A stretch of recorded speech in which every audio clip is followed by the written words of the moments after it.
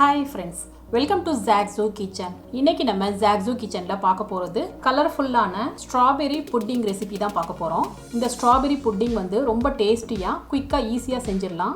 இது colourful and சாஃப்ட்டா இருக்குறதால இந்த புட்டிங் வந்து குட்டீஸ் ரொம்ப லைக் பண்ணி சாப்பிடுவாங்க. வாங்க फ्रेंड्स இந்த டேஸ்டியான strawberry pudding recipe எப்படி செய்யணும்னு பார்க்கலாம். फ्रेंड्स இந்த வீடியோ உங்களுக்கு பிடிச்சிருந்ததுனா ஷேர் பண்ணி சப்ஸ்கிரைப் பண்ணுங்க. இந்த வீடியோ உங்களுக்கு பிடிச்சிருந்ததுனா வீடியோக்கு ஒரு லைக் கொடுங்க फ्रेंड्स. 85 கிராம் அளவுள்ள ஸ்ட்ராபெரி ஜெல்லி பாக்கெட் ஒன்று எடுத்திருக்கேன்.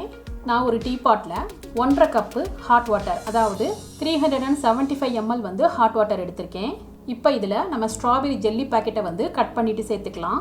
இதை வந்து நல்லா கலந்துக்கணும். இதை வந்து இந்த மாதிரி ஒரு கிளாஸ் பவுலில் நான் போர் பண்ணிக்கிறேன். இது செட் ஆகிறதுக்காக ½ an hour நம்ம வந்து ஃப்ரிட்ஜில் வச்சிடலாம். இப்போ ஒரு மில்க் பேனில் 2 கப்பு பால், அதாவது ½ லிட்டர் வந்து பால் சேர்த்துக்கிறேன்.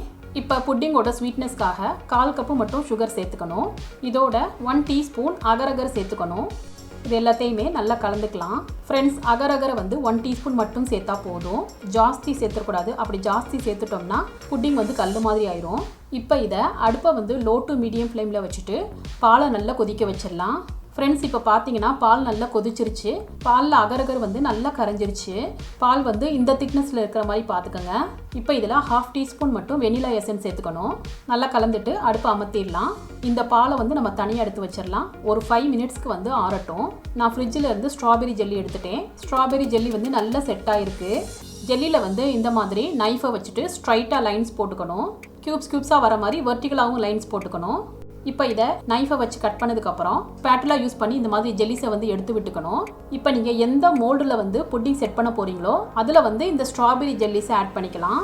நான் மோல்டில் எல்லா ஜெல்லியும் சேர்த்துட்டேன்.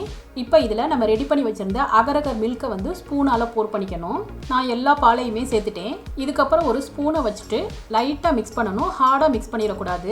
ஃப்ரெண்ட்ஸ், இந்த ஸ்டெப் தான் ரொம்ப இம்பார்ட்டண்ட்டு. நீங்கள் வந்து ஃபுல்லாக அப்படியே மிக்ஸ் பண்ணிட்டீங்கன்னா ஜெல்லிஸ்லாம் மேலே எலும்பி வந்துடும். பால் மட்டும்தான் கீழே இருக்கும். அதனால நீங்கள் செய்கிற புட்டிங்கும் கலர்ஃபுல்லாக இருக்காது. பார்த்து லைட்டாக மிக்ஸ் பண்ணிக்கோங்க.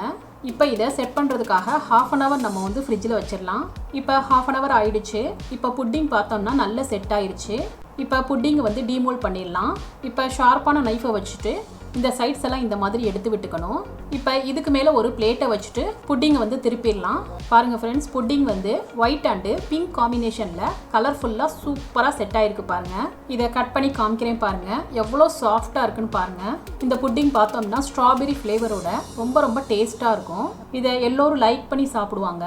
ஃப்ரெண்ட்ஸ், இந்த டேஸ்டியான ஸ்ட்ராபெரி புட்டிங் ரெசிபி உங்களுக்கு பிடிச்சிருந்ததுன்னா நீங்கள் ட்ரை பண்ணி உங்கள் எக்ஸ்பீரியன்ஸை கமெண்ட்டில் ஷேர் பண்ணுங்கள். சுவையான சமையல், சுகமான வாழ்வு. தேங்க்யூ.